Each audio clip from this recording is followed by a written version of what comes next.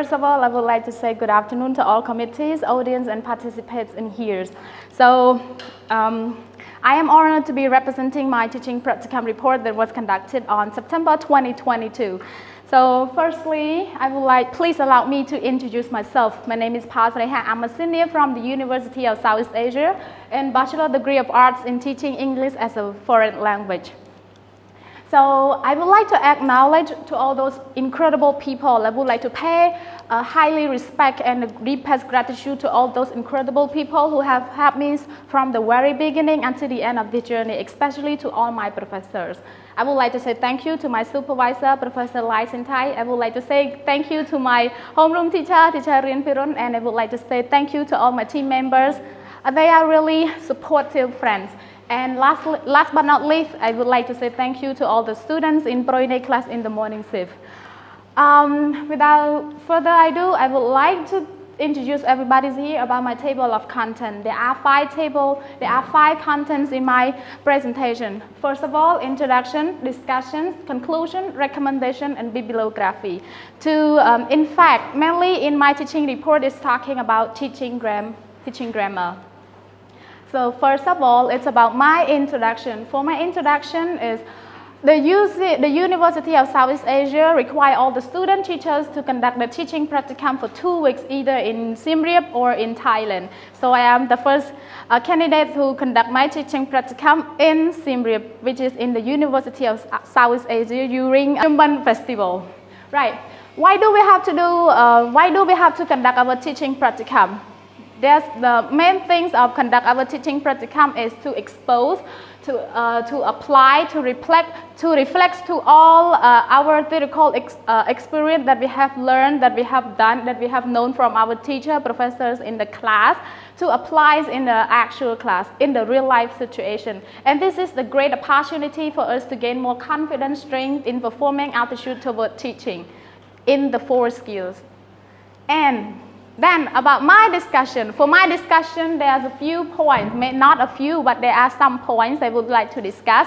First of all, about teaching grammar, inductive approach, word representation, matching items, listening, classroom arrangement, and also short quiz. So for the first one in discussion, talking about teaching grammar, as we all know that according to Thornbury state that teaching grammar is a study of how the sentences are structured and convey meaning to make it more specific and more meaningful. So in teaching grammar, either teach in inductive approach or deductive approach. So I choose to teach in inductive approach related to my actual class and also to relate to the textbook that I have to continue. I teach for the freshmen, which is they study in year 1, semester 2. They are a law student, and most of my students are mixed ability. Not all of them are clever, not all of them are weak, but they have different ability, which is hard for me to apply this kind of inductive approach, but anyway, I still can make it. First of all, when I begin the class, I choose the board work presentation.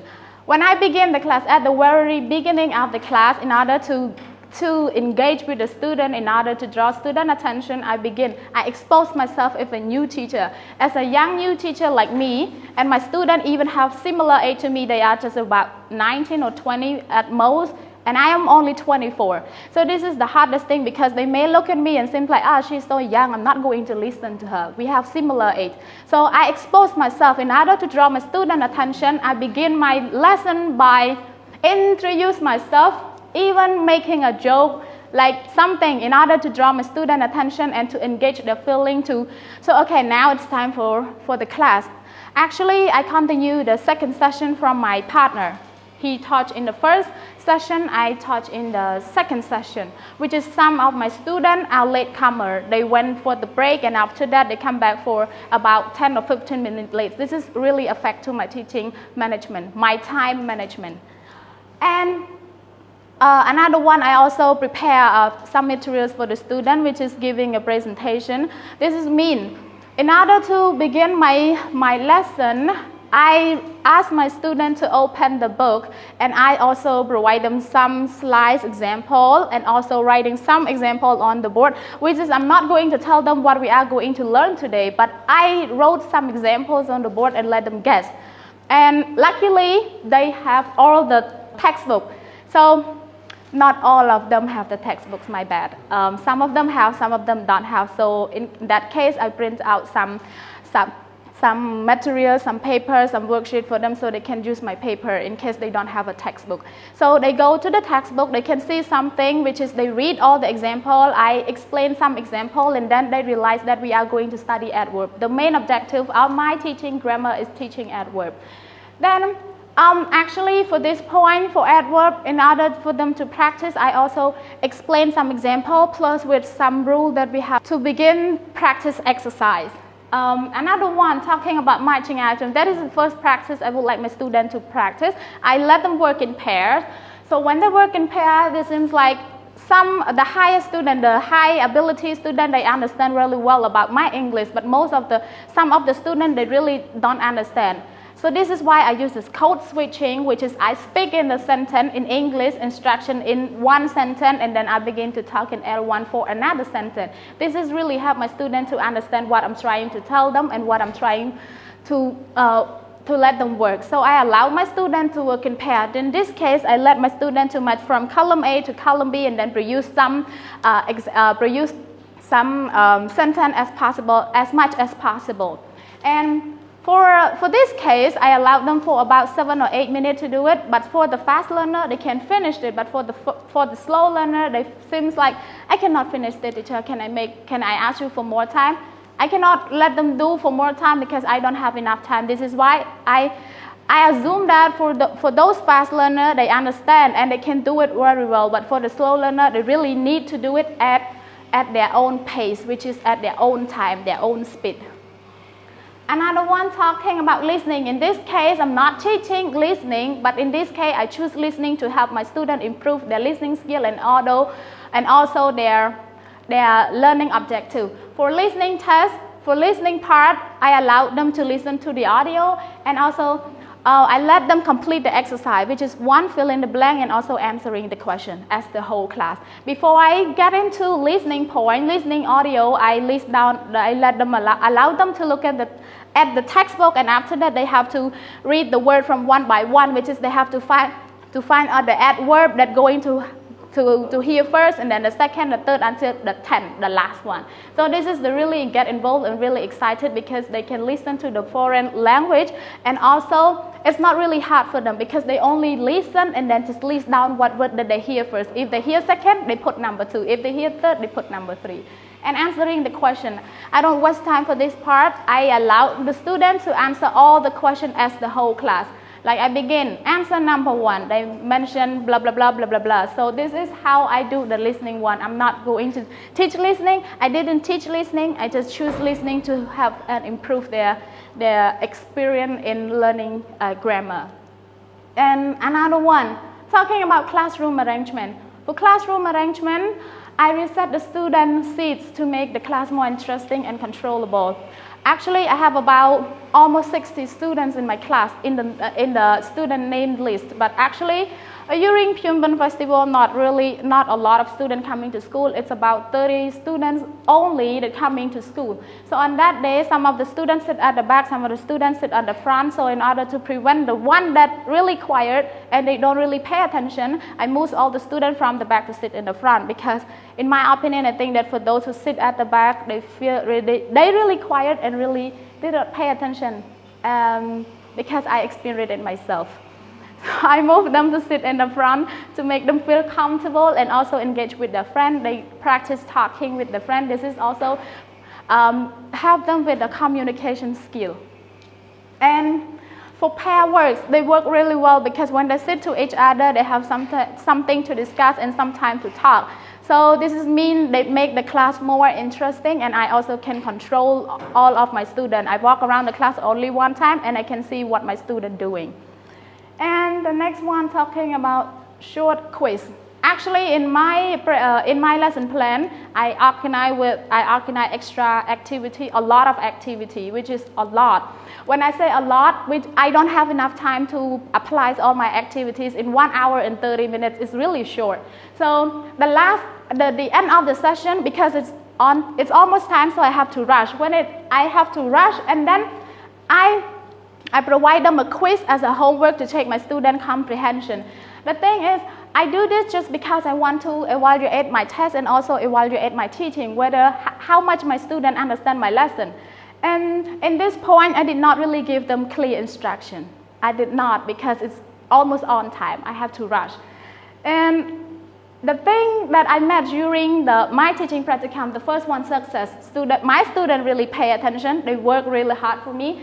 Their participation, the class ends smoothly, which is I end the class right on time, really right on time. And the next one is the well organized. I move all the students from the back to sit at the front. It looks more better. For the challenges, student misunderstanding, they refer to their ability of learning English. Some students in the mixed heterogeneous class, which is some students have different ability. I really cannot say that all the students understand my English since I speak fast, so I have to slower my voice down. I have to talk really loud to make them okay, I understand what the teacher say. I pick up a few simple words, but my students still don't understand, so I have to translate them in Khmer, translate the word in Khmer, which is I use L1 to help my student understand about my instruction. After I gathering all my tests from the student, I figured out that 60% of my students can do some part, but not all the part. In this case, only 60% of my students understand because I lack of giving instruction for the last session, which is the end of the time. I did not give them clear instruction. This is why only 60% of my students can finish it and can pass, but not everyone, because this is the solution that I have to mention. Need clear instruction. This is referred to the test, the short quiz that I provide them. If I give them more clear instruction and I have to provide them at the very beginning, maybe they understand what I'm trying to say, but because that is the end of the time, I don't have enough time. And another one, stick to the time. As a teacher, you wear you wear the watch and look at the clock all the time, because in order to not to mess up your lesson plan, do this to help you. And another one, provide individual explanation. For those who is really slow learner, I really need to go and ask them for something. Do not just let them sit still and then feel nothing. And the next one, talking about my conclusion, I experienced a lot in my teaching practicum, and I found out that when I teach adverbs for filling in the blank, answering the question, for board presentation, and then it works for those different ability. But for matching item, I think that for those who's fast learner, they understand. But for the slow learner, they really need more time to practice their exercises.